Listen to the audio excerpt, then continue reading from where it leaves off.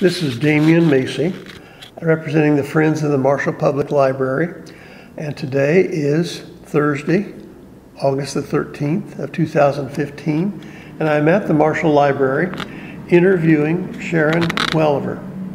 She is an individual who did not originate here in Marshall, but she's been here for quite some time and has a lot of stories to tell us.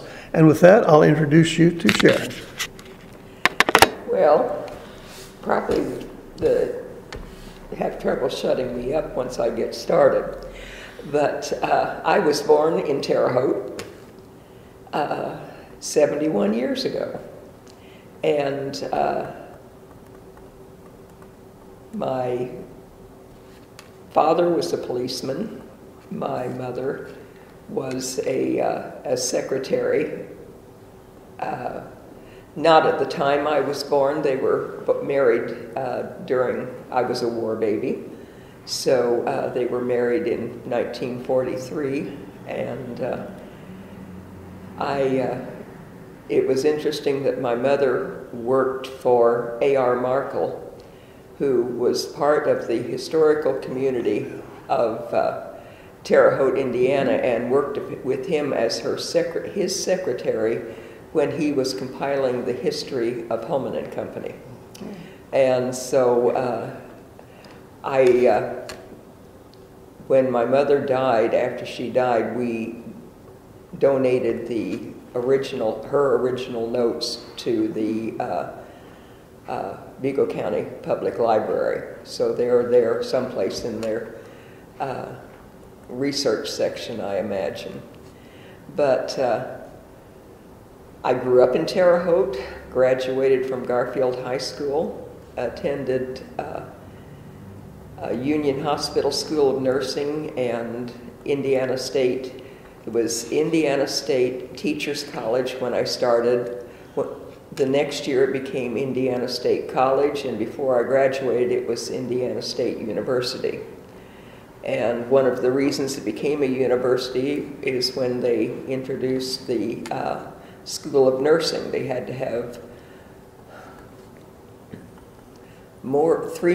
two more schools to be within the university status. And so I graduated from Union Hospital School of Nursing in 1965, and then graduated from Indiana State University in June of 1967.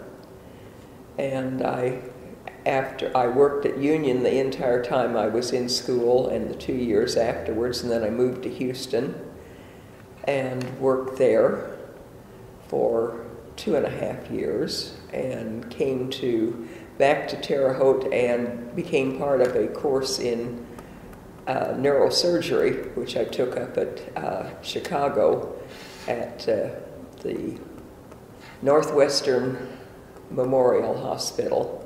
I think it's its present name. It's had several during the years. But I met my husband in 1969, and we were married in 1970. And he had bought a house in Illinois, right a half mile from the state line, before we even became engaged, because he was tired of apartment living.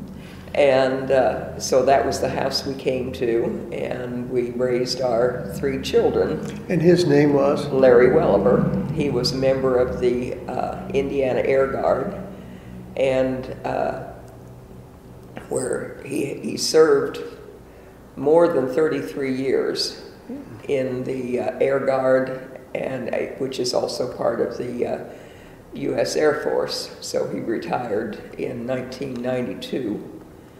But we have three children: Tom, who is the oldest, and John and Jennifer. And at one time, before we had our children, we thought about moving to Marshall. I had decided I liked city life and I wanted to live in Marshall. And we looked at a couple of houses, but his mother died unexpectedly. And we already had Tom by that time. And when his mother died, shortly after we found out we were expecting John, and that kind of put all things on hold, and we instead built onto the house we had out in the country, which was, we were in a small community. It's called the Dunlap community, around the Dunlap church. And we lived out there until 2000.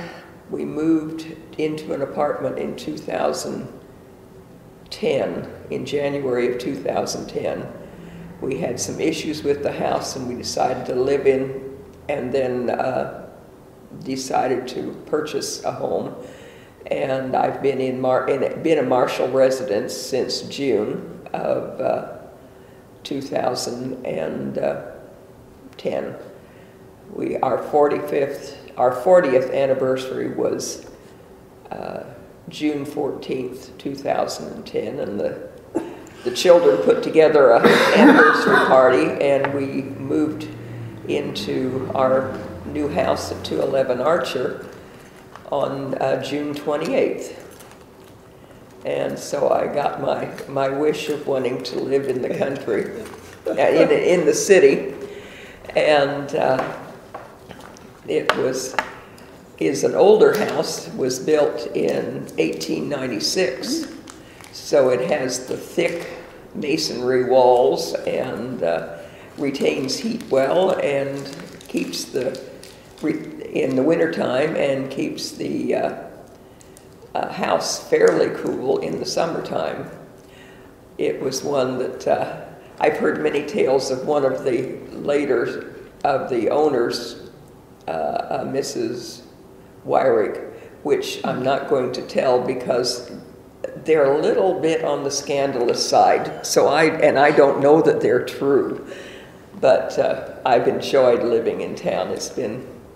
If walls could talk. Yes, if walls could talk. I would like to someday see the copy of the house, so I can detail the changes that have been made in the house. I know the two bedrooms, the bathroom was put in out of the two bedrooms because the windows are off center in both rooms. So I know that's where the bathroom came, and boy, they didn't take any more room than they needed. Sure, if I could just go back to your maybe grade school and high school. Yeah.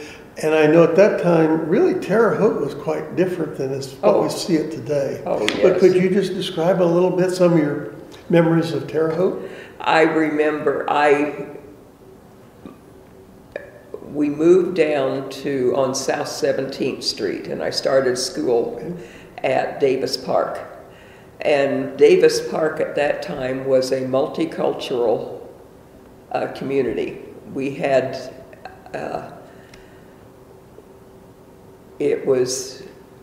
we were not of the affluent part, but just 2 blocks down the way, we were at south of Ohio, and 2 blocks down, the houses started getting bigger, and they were 2-story homes. And then where you get to 19th and Ohio, where the boulevard starts, those were the movers and shakers of, if they weren't living on Ohio Boulevard, they were down on 6th Street in Terre Haute, where the area where some of the fraternities were, and the Vigo County Historical Society building is there.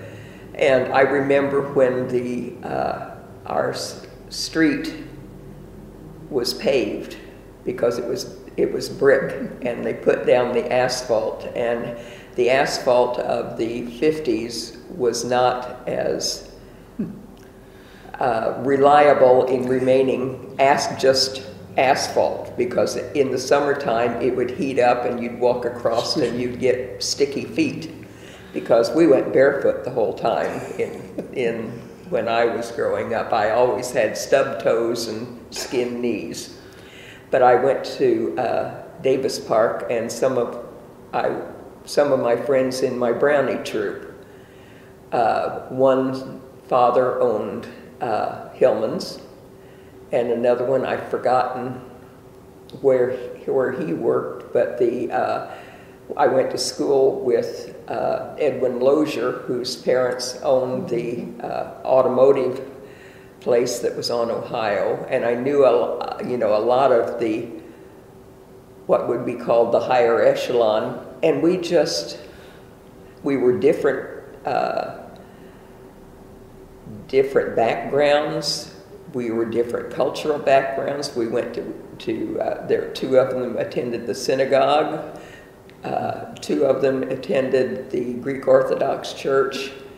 And we grew up and just played together. There was no sectioning.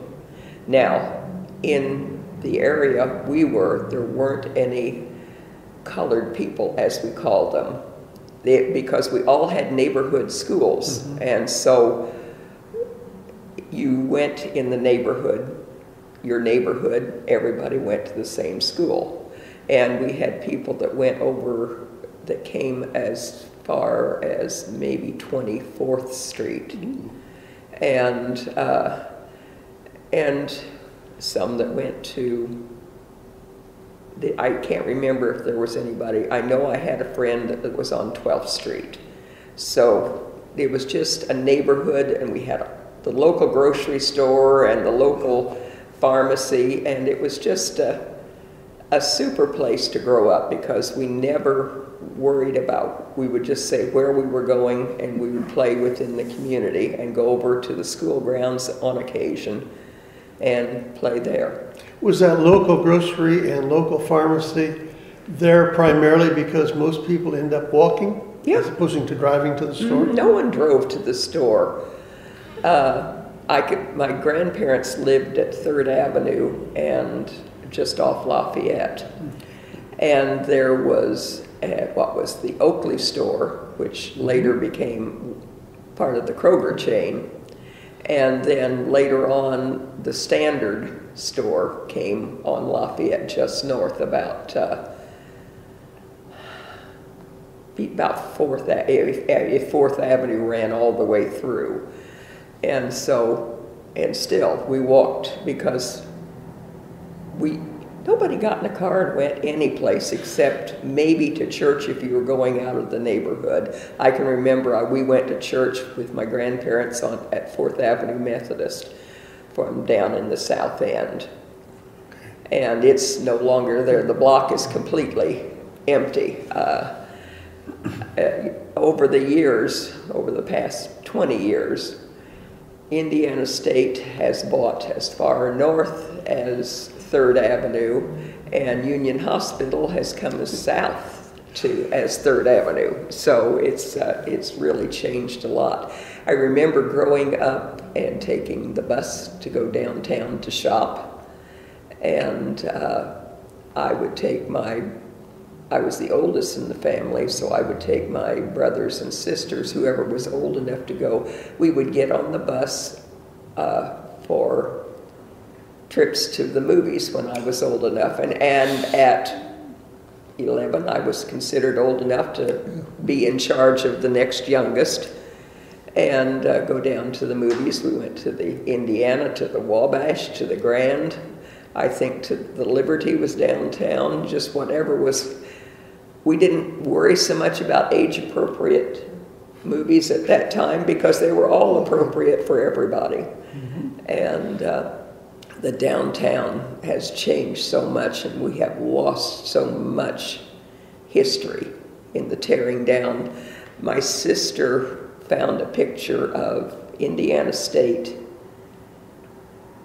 and it was 1961. It was on YouTube or something. Someone had posted pictures that had been taken from the top floor of the Terre Haute House. And it goes over, and the Rose Dispensary was still there, which I think was one of the most unusual buildings. And she was remembering more about the streets that went through Indiana State at one time. I had forgotten that, because I wasn't driving when I went to Indiana State. I was walking most of the way, so I didn't plan on going through, except for Chestnut and Cherry and all the the 7th through 3rd Street, they all went through at that time. And very few of us had cars to drive down there, so we didn't worry about how to get through. We just went. I graduated from Indiana State in 1960, and it was pretty much confined to just a few blocks. Mm-hmm. It had expanded out a little bit beyond the original quad angle, but there were some beautiful homes in that area and beautiful buildings. Yeah, I've been up to Lafayette a couple of times, not very often, but when the first time I went up, I was amazed at how the Purdue had managed to grow, and the downtown area was still had old buildings. And I just think we have lost so much by tearing down stuff because it wasn't what we currently wanted. But I enjoyed my schooling. We took classes at Indiana State for being in the School of Nursing, but we weren't, after my first semester, we weren't down there except for the classes themselves. We were not part of the university or the teacher's college as it was, because we were commuter students, and we just came and went. It wasn't the experience that a lot of people, of course there still are a lot of people commuting at Indiana State, but I think they bring them in more than they did back when I was attending. I went to Indiana State because it was where Union did part of their training, but if I had not been part of the School of Nursing, I still would have attended Indiana State because that was where I had a scholarship to. Well, and that was, it was just... Sharon, was there something in grade school or high school or maybe an individual that helped influence you to say, I really want to be a nurse? I first thought I wanted to be a teacher until I realized that all that homework we turned in, someone had to do something with it. And I just decided, no, I didn't want to be that. I loved learning, I loved reading, and... You'd rather put a needle in someone's arm, huh? It wasn't so much that, it was just something that came, I just decided that that's what I wanted to do. I enjoyed helping people. I used to get in trouble in grade school because I always wanted to help. I was quick to learn, and I always wanted to help everybody else to get done, because when we got done, then we could be done with that subject and we'd do something else. And on all my report cards said, does not work well alone. And the problem wasn't that I didn't have trouble working well alone. I could get all my work done, but I wanted everybody else to be done. And so they discovered if they let me go to the books and read, I wasn't near as much trouble to them. And so in fact, one of my passwords I use involves the year I thought that I might have learned to read. I put it down as 1950 because I'm sure by the time I was in first grade, I know I was reading because, and I love books, and it's my favorite thing to do. When I hear people say, I don't have time to read, I say, oh, you poor thing, because, or I think it, I may not say it, because I would always have time to read. And if I didn't have a book to read, I would read whatever was around. I would read the cereal boxes. I read books that were not appropriate for my age, but I could read them, and so I did. I remember getting Louisa Alcott's Little Women when I was in 3rd grade. And I remember sitting in the rocking chair and reading that and crying over Beth's dying. But, and I jumped from reading the Bobbsey Twins to Little Women, and then I just went on. And that's one of the reasons why I'm part of the Friends of the Library, simply because I wanted to continue. Kind of jump ahead a little bit, but have you experimented with e-books? I do use an ebook. I have a Nook. I don't like not having a book in my hands, but this is a way, and especially with the 3M library where you can download libraries from all over the world, books, or the media mall that we used to have through the library. I like that one much better than 3M because I can expand the font a little bit more. But I have used them, but I much prefer the book. But I have learned that I do not have to physically own a book to enjoy it. I buy very few books these days. I bought two in the past year. One was a biography of John Wayne, written by Scott somebody, last name begins with an E, because he was my dad's favorite actor, and we grew up with John Wayne movies, and I read an excerpt, and I liked the way this man wrote. And so that one, and what was the second book? Oh, it was Diana Gabaldon's latest book in the Outlander series, and I have all of this one series, and I confined myself to just buying that series since I had them all. And I very rarely buy a book anymore. I utilize the libraries. Going back a little bit, you mentioned going downtown to one of the many theaters that were there at that time. Was there a particular type of movie or something that really excited you? I liked musicals. I saw every Western. I can remember the first 3D Western we went to, and we went as a family, hearing my dad yelp and duck as an arrow came from the screen. And and they were so primitive back then. And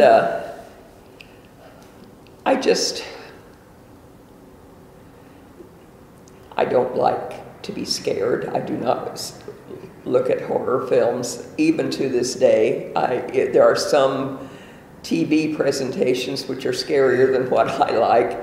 I like history. And so I probably saw a lot of it, but I did love my grandparents, my dad's parents, enjoyed musicals, and so I saw a lot with them. I traveled with them when I was in the summertime, and wherever we went, we usually took in a movie, and we camped in a little cottage. My grandpa liked to fish, and I fished with him. And I can remember being up at Indiana Beach, I think it was, and we went to a movie while we were up there, and it was Fred Astaire and Ginger Rogers, and I don't really remember the name of it, but I remember.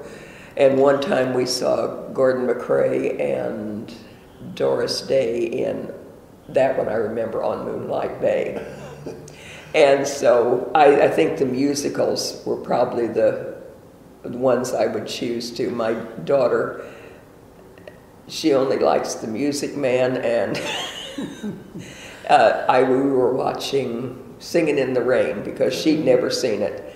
And she says, "This is not doing a whole lot for me." You probably have some good memories then of names like Gene Autry, Roy Rogers, and Hopalong Cassidy, and all of those. Those were my sister's heroes. No, Roy Rogers, but that was when TV came to be, and you could see all of them on TV. TV ruined a lot of family activities because you stayed inside instead of going outside to play. Although I grew up playing out, and we moved up into the north end to 8th Avenue and was right across the street from Deming School. And it was a elementary junior high at the time, so I went there from 5th grade on. And that was where I come home when the street lights come on in the summertime, because we could play outside till the street lights came on. But we were limited at first to especially with the younger children in the family, a 3-house area. Then as I got older, riding a bicycle, we could expand our territories. And I can remember playing ditch, which was where you tried to lose whoever you were riding with, and there would be 5 or 6 of us together, and we were all over. We lived at 16th and 8th Avenue, all over to 25th Street, and we didn't go north of 8th Avenue and south, and 25th Street in that area was kind of wild. There were still a lot of vacant areas, and we had to watch where we were going. But I can remember in the summertime riding out to Deming Park on our bicycles, and that's a hike. I would imagine probably 3-4 miles. Mm-hmm. We'd pack a lunch, and 4 or 5 of us go out and then come back. Did you have a favorite subject when you were in school? Probably history. It's amazing I ended up being a nurse, because science was my least favorite. I got through chemistry by the skin of my teeth. I made a B in it, and that was only because I had a very good lab partner. But I think part of what it was is I enjoyed helping people. And nursing, as it was in the 60s, or until the university system came in, where it was more book learning than hands-on learning, nursing was very hands-on. And as I've watched it over the years, because I only stayed as a nurse, I worked as a nurse until just before I had my daughter Jennifer. So I worked through 1977, and I remember saying that I would never quit nursing because I didn't want to end up being a volunteer like my mother did. And I quit nursing,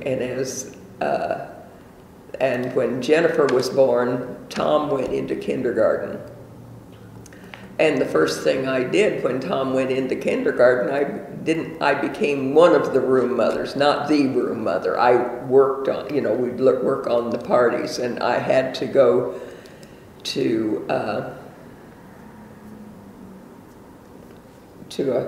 the Thompson house. We were having a meeting, and she lived down in the Bullskin area, and they were telling me, you just go down the Weaver Road. Well, I didn't know where Bullskin was, nor did I know where the Weaver Road was. I later found out it's the intersection of what we call the Denison Road and Route 40. And I had to drive all the way into Marshall, and I think, who did I go with? Meet up with one of the other room members. I don't remember who it was. It may have been, no, it wasn't Polly Inkoff, because she and my son, her daughter Jennifer, and my son were in the second, John, were in the second grade. So I don't remember who I rode with, but she took me down to Bullskin. Of course, we went down Route 1 and turned on the Zion Church Road, and I said, oh, don't leave me here, because I don't know where I am. And it was years before I could get into Bullskin and back, because I know 3 or 4 different ways, and one of them you end up in Indiana. So, I like street signs. Well, you had an interesting introduction, it sounds like, to Illinois. Yes, it was, and it's one that Larry would complain when I'd go to Terre Haute. I had many different ways to go, because my mother babysat Tom and John, the years I worked after she did. I only worked part-time because once I decided I had a child, I didn't want to give it over to anybody else, and daycare facilities were not very prevalent. There weren't any, except there was one in Terre Haute, and it was the Terre Haute day school, I think it was, and so my mother would babysit. I worked 2 or 3 days a week, but when I had Jennifer, I had one child in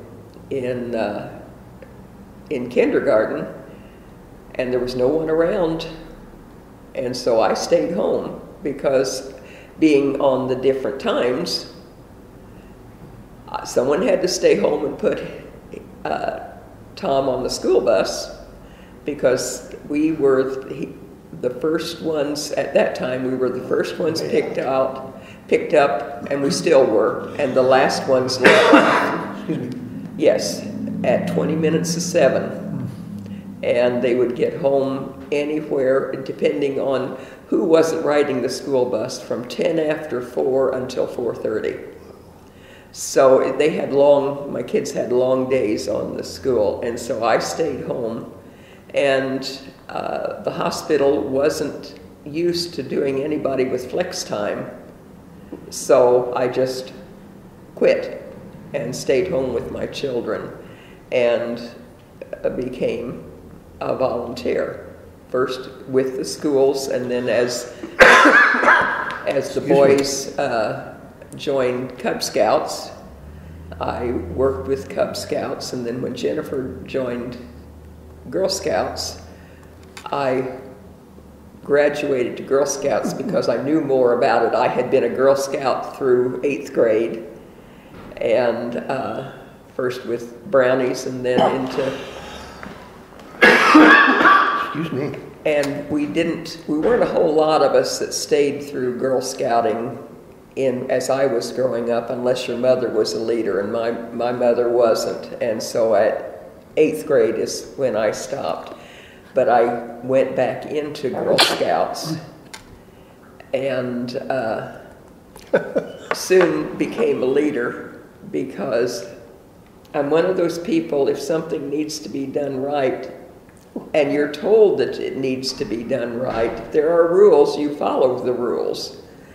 And Edie Brenneman once told me, she says, she was telling somebody, she's the only person I know that read safety-wise as bedtime reading, which were the rules of safety for the Girl Scouts, how that we always had to have 2 adults with us, and they could not come from the same family, they had to be different families, and how we could go farther away from the meeting place than walking around the block, and there are rules with everything, but Girl Scouts are much more stringent with their rules than Boy Scouts ever were.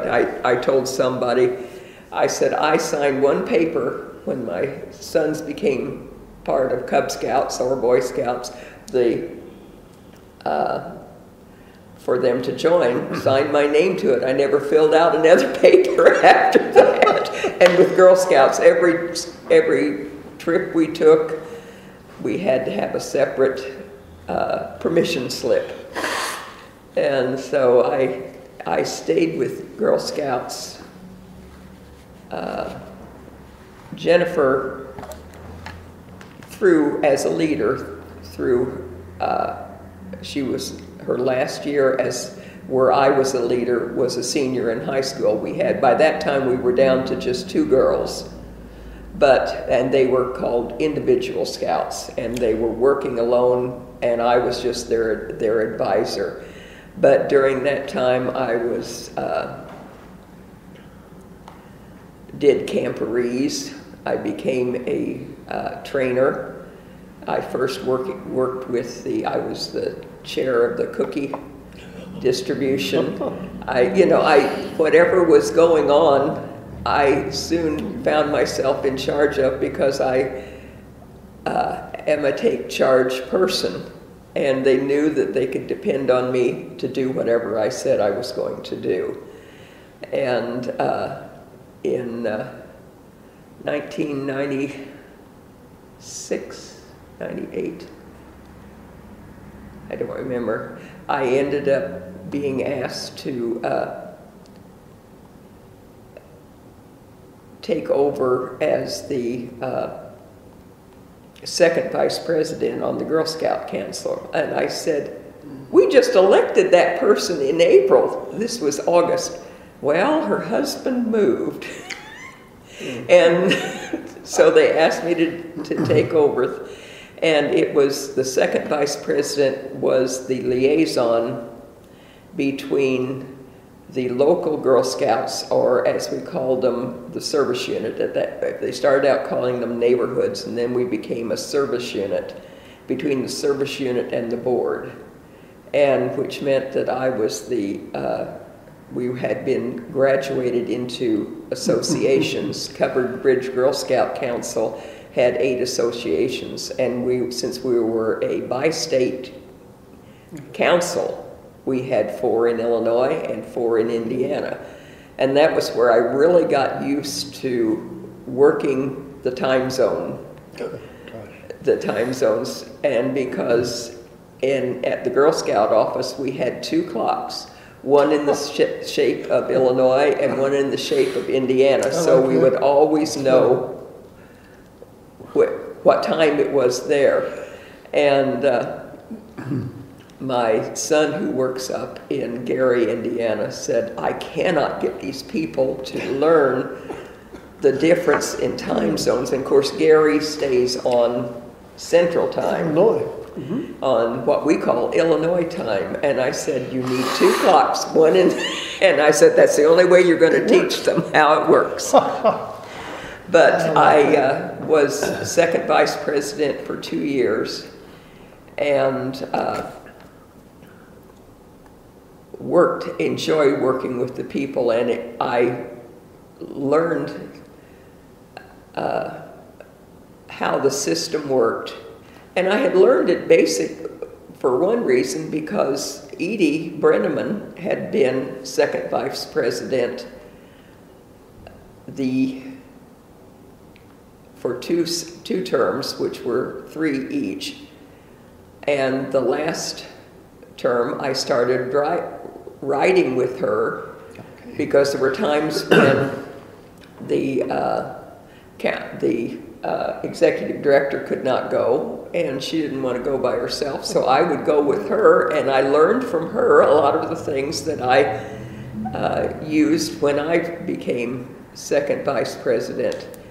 And I was honored to receive 2 awards during that period of time. One was a council award, the Phyllis Dye Turner Award, for the person who had a volunteer who had done the most for the council. And then 2 years later, I received a national award, the Thanks Badge, which you have to be nominated for and have letters of recommendation, and then it has to be approved by the National Girl Scout. And so I'm very proud of that. I had served my 6 years on the board, and I says I'm going to take a break. And at that time, the Girl Scouts, the National Girl Scouts, were trying to get everybody into a different system, and they were going to eliminate our council, and we would become part of the Central Indiana Girl Scout Council, which is based in Indianapolis.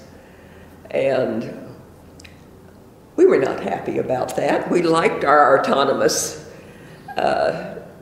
council, but it was going to be whether we approved it or not. And so I stayed with it, and I worked with the Illinois Council, which the name escapes me right now, as working with girls who were doing their Gold Award projects, to help advise them for 2 or 3 years. And then one year they forgot to send me a registration form so I could re-sign up to work another year, and I didn't, since their council sat in near East St. Louis. It was in Belleville, I think is where it was. And I didn't want to go to council meetings 3 hours away. I decided, I think I'm resigning. But I had been with Girl Scouts almost 30 years by that time. And but you know, through the years, I volunteered whatever my kids were in school. As there were times when I became the room mother, the one that's in charge. And I had a friend of one of my children thank me when he saw me at a nursing home. He said, "I just loved your cupcakes that you made. They were so nicely decorated and everything else. I just loved it when you were our room mother." And I told him, and I said, that wasn't me, because all I did with cupcakes was ice them and maybe put sprinkles on them. That was somebody else you thought about. It's amazing what people remember, though, and also sometimes what influence you have on others. I would go on trips with the school trips at times, and then as the boys got into high school, I'd been in PTA, and I was PTA president for 2 years, and then I moved up into worked with the Booster Club. That's what we had in the high school, and I once said I had 3 children, and I spent 8 fall festivals at the pancake and sausage breakfast, because and it was very primitive when we did that. Now they do it down at St. Mary's, but before we had a tent, and we cooked the sausages in the Knights of Pythias in their hall, and the coffee pots were run by several long extension cords over into Carolyn Schawler's beauty shop. And the pancakes were, as they came off the griddle, and the sausages mostly were in the electric ovens. And when the electric ovens would cycle on, that would shoot the breaker off, and someone would have to run across the street, reset the breaker, and then we'd start all over again. But you produced some mighty fine pancakes. Oh, yes, we did. We did. We'd get up start working at 5 o'clock in the morning. Yeah, it's amazing what you can do when you have people who are willing to work. And I find that in our current, the last maybe 20 years, we have fewer and fewer volunteers, because everybody, both parents, are usually working in families. And it seems like people just do not want to commit. No, and it was one of those things that when you committed to, if I commit to something, I'm going to do it. And I think that was from watching my mother volunteer. And I know she had been PTA president in her life, at Deming School, and I remember they decided to serve chili once a week in the wintertime. Once a week? Once a week in the winter, just because we didn't have cafeterias back then, and they thought this would be a type of fundraiser, and it was a fundraiser. And so that, I don't remember, I didn't pay it, probably was $0.25 for a bowl of chili and crackers and a thing of milk. And mighty tasty. It was mighty tasty. But the chili suppers and all the things that we used to do, that we don't do as often anymore. But whatever we were doing it to help the kids out. And that was, that was the most important thing, because when you work with children, you change the world. And my daughter doesn't volunteer as much as I have. None of my children do. All three are not married, which we seem to go with some of that. They just. I had one opportunity. My oldest son was engaged to someone who had 5 children. I thought, I'm going to be a grandmother immediately, with some trepidation, but it didn't. It was one of those long-distance romances that did not, and I kind of breathed a sigh of relief when it was over, but I felt sorry for him. But they have all volunteered in some way for different organizations. So Jennifer, 2 years in a row, worked with, she and another, she works at Eli Lilly, they put together a United Way auction, and went around getting, asking for donations from restaurants and businesses and stuff, and put together, and the first year they did it, they raised the most money for United Way that had ever been raised at Lilly. And we just and she did it 2 years, and someone said, well, you're not going to quit. And she said, yes, I am. It's time for someone else to do this. Because, the thing, to teach a volunteer to do it, they need to see how it can be done, and then do better the next time. So, and that's what we do. Sharon, did you have some hobby back as a youngster that maybe you've even continued into this day?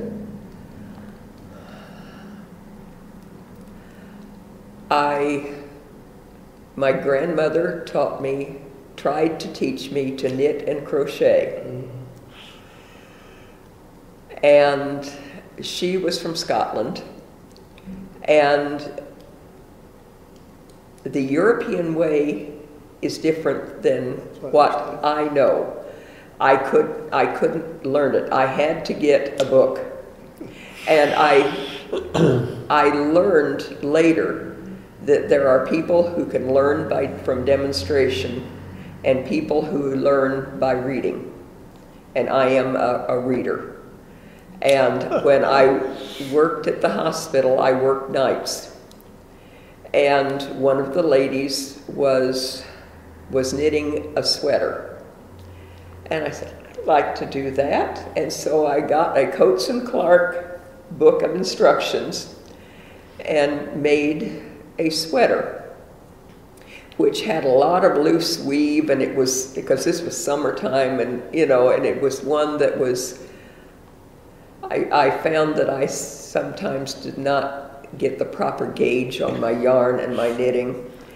But I learned to knit, and then I taught myself to crochet. Crocheting is not as easy as it seems. And back then people still used doilies on their tables and things. If I made a doily, it either had one less segment in it or one too many. So I thought, okay, I'm not going to do this. I can make afghans, where you make the little what are called granny squares. And I've made, but when I learned to knit afghans, I went into that, and I don't know how many I made of those. They're made on size 15 needles, which are huge, and you knit 2 strands of yarn together, so it kind of melds into, and it's one whole piece, and it took 8 skeins of yarn to do one, but that's with, I made one for my sister that she wanted it longer because she wanted it for a bedspread, and that one took 10, I think 10 or 11, 10 or 12, because they'd have to be even numbers, but it would stretch over a twin bed. And I do some knitting. I learned to do a lot of needlework when I attended it was called Creative Circle, and it was an in-home party system where you taught people how to do needlework. And I had been to one party, and there was the person who was demonstrating just drove me insane. And then I went to another one, and the person, my friend Betty, she and I clicked. We worked together for 3 years it was in, you would invite someone to join you and you would become a unit of your own. We worked together for 3 years. She and her husband moved to Dayton, Ohio. At the end of that 3 years, this was in 1985, and we are still friends today. We can pick up our conversations. We only see each other. She will come back to attend a family gathering. Her husband is a Murphy, and she would come back, and when you joined Betty's family, you joined the whole family. And we used to go out to Snake Trail for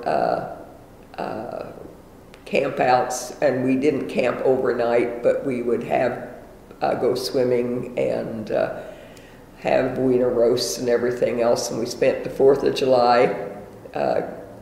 We would get together, go to the parade over in Casey, and then go out to Snake Trail, and then go back for the fireworks. And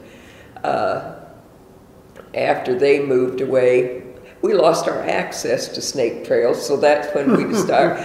And, in some years you would go to Marshall, and we started, by that time, my oldest was in city band. And so he's at that time, when you graduated from 8th grade, you could join city band. And the nice thing about city band, not only did you could play music, but you got paid for playing music. And they enjoyed getting that check at the end, as long as they attended Mondays and practice and played on Friday night. I did that for 35 years straight. Enjoyed every note. And so we started going to the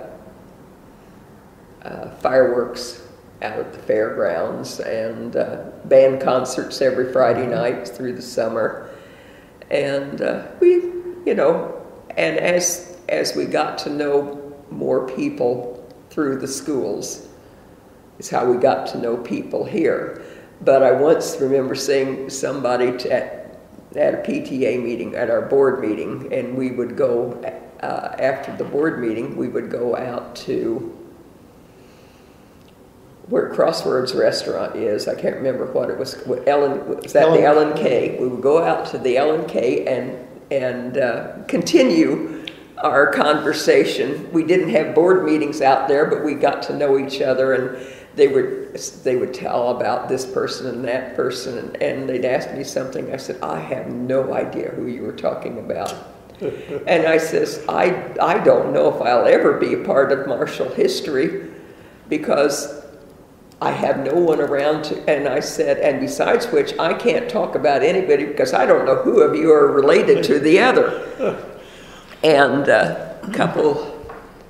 sometime this year, I was in a group at church, and they were talking about Mr. Kessler's building, which used to be where the Phoenix Theater is now. And I think he had gone to auctions and bought up old store inventory or something and opened this building. It was like a dime store, except the prices were even better, and it wasn't affiliated with any of the dime stores. And I can remember the one thing that we bought there, they had the straw, that's not the word I'm hunting for, but the paper plate holders, rattan paper plate holders, and he had, I don't know how many boxes of them, but all of us had enough for ourselves, and whoever came to it, we had, if you had 5 in your family, you had 8, 10, you might have 20. until they all started falling apart. And someone was saying, "You remember that little store?" And, yeah, and I said, and he said, "Well, I don't remember that man." And I said, "Well, he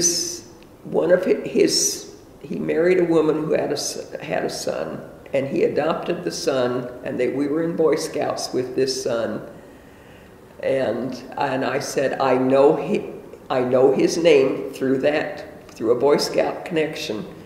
And I said, she made the best chicken pie I ever ate, because Boy Scouts are just like churches. If they don't eat, we don't go anywhere." But, and I said, "That is my first. I used to know that I knew something that none of you did." And it was amazing. And I said, "I guess I have lived here long enough." Sharon, is there a particular individual that has influenced you significantly along the way?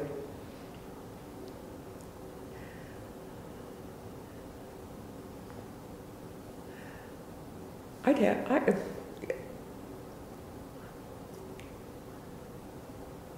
don't know as an individual. I think there are many, because I'm a person who likes to be one-on-one with an individual. And if I see someone that I admire what they're doing, and I want to get to know them better. I was trying to remember the name of my teacher in high school. My junior year, they decided to put history and English together. And it was American history, and the teacher, I cannot remember her name. I think it begins with an H, but she taught both of those subjects to us. And as we studied American history, then we were charged to read books that went to that same period, and it worked well. And I think that's where my love of history. Now, I remember, and I think it became because it involved books. But I remember how, because it was kind of like team teaching, except she was the only teaching, but this was a new way of teaching people. And I don't remember that very next year, the high schools in Terre Haute consolidated. And we went from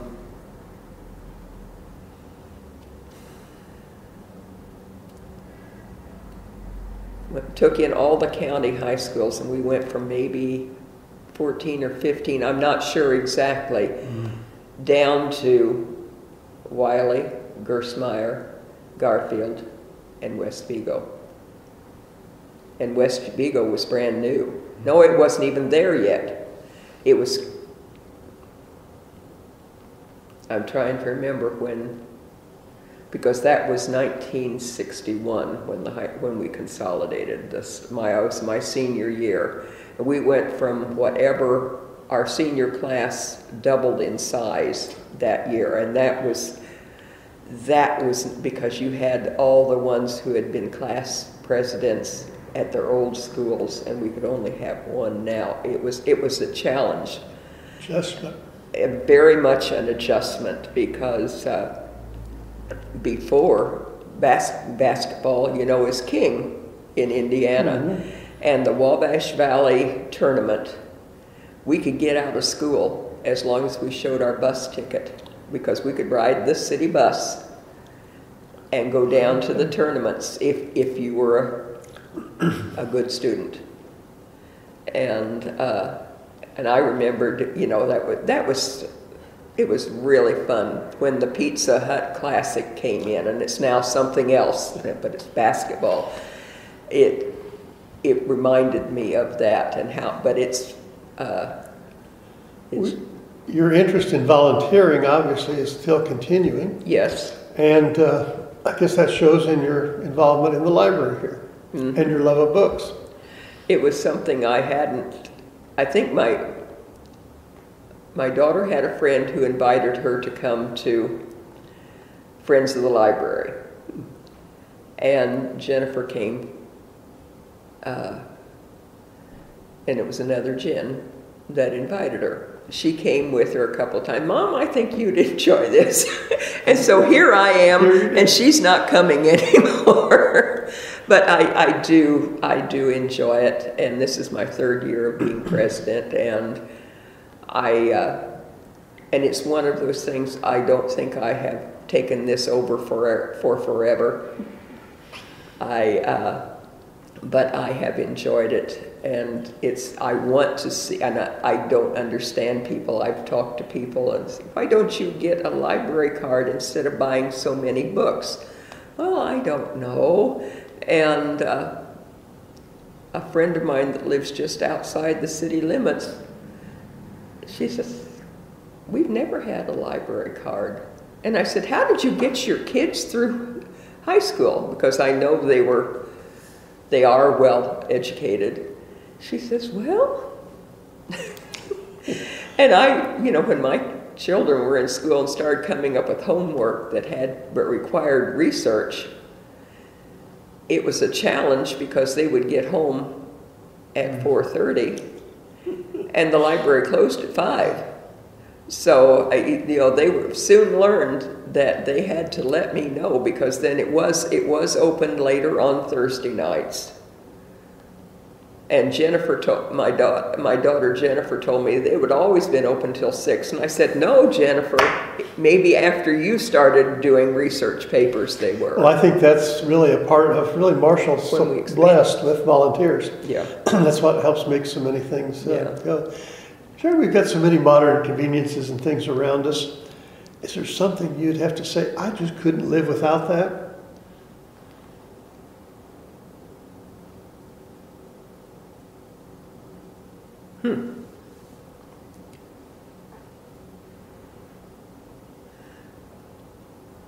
A newspaper. It's not a modern convenience. But I think with my love of reading, I stopped getting it daily for 2 months. And it did not work. And Jenny said, well, you could go down to the library and get it. But I didn't go as often. And I thought, even if I'm only reading the obituaries, but I like reading it.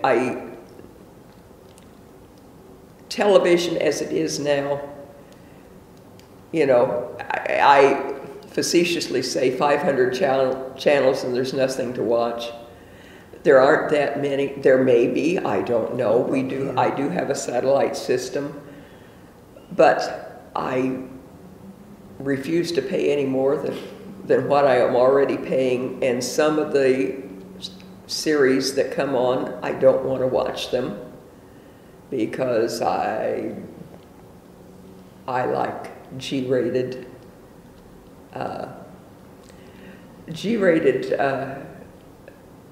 films, TV shows, although I do watch some. I enjoy the crime procedurals.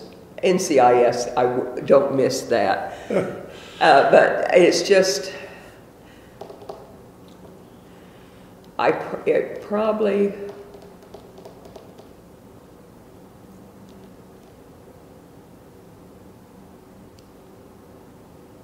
I don't enjoy watching movies on television. I like being in a theater. Big screen. A big screen. And there are certain movies that I have never seen. I recorded East of Eden over the weekend with James Dean because he was only in 3 films. I only saw 1, Giant, and which had Rock Hudson in it. That might have been the reason I wanted to go see that one. Rock Hudson and Elizabeth Taylor. But, and I thought, well, I need to see that. Now we'll see if I actually watch it. Sharon, if you were on the other side of the globe, say in Europe somewhere, and someone said, oh, where are you from? And you said, a little town called Marshall, Illinois. Where's that? What's that all about? What would you have to tell them about Marshall and why they might want to visit here? It would depend if I were in the big city or a small city. Or I might say, you know, if you like to get to know people and to experience walking, if you like to walk, and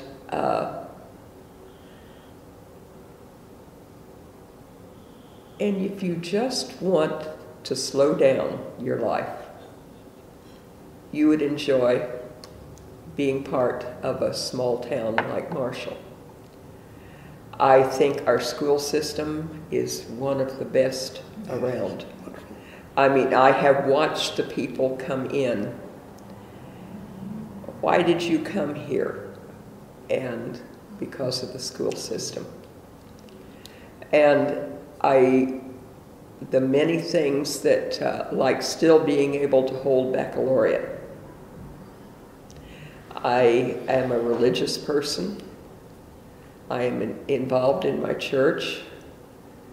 I preached for a while, which, you know, only the people that actually know, you know, some people know me I was a Methodist preacher. I preached out at, I started in as a lay speaker where I would fill in for a pastor. And I did that for six years. Ooh. And then I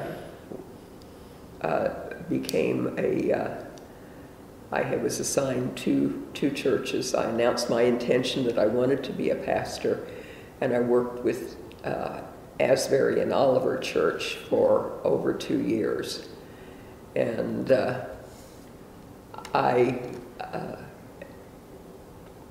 toward the end of that 2 years, my husband broke his left leg, and we still don't really know how he did break it, because it broke the small bone.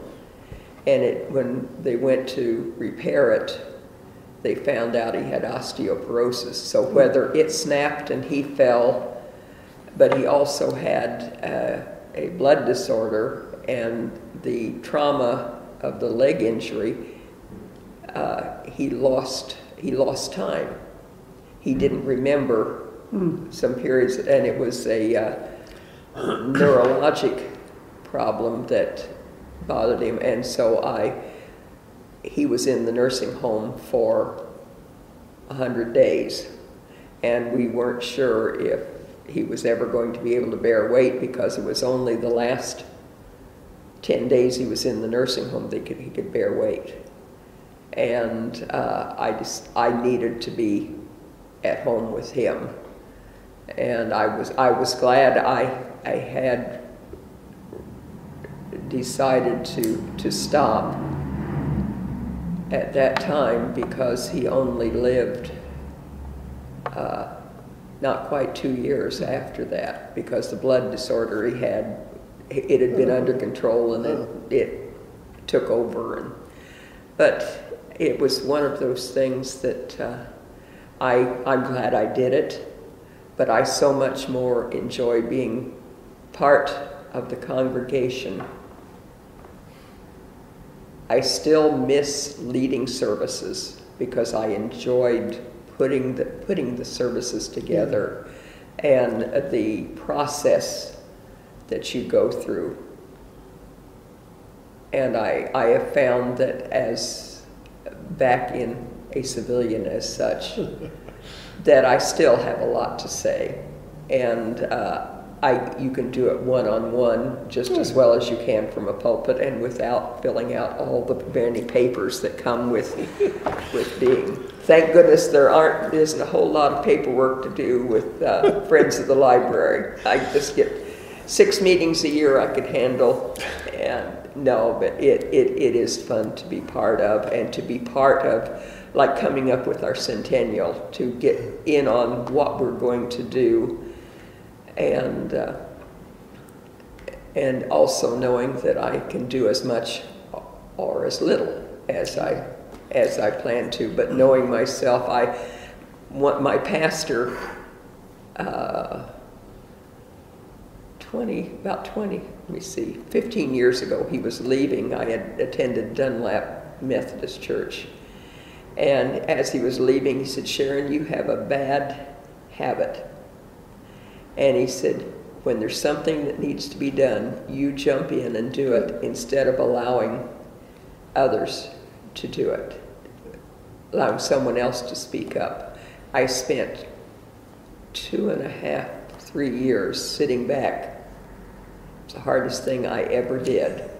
Sitting back and waiting for someone else to come up, and you know, I didn't say goodbye. I just allowed someone else to volunteer.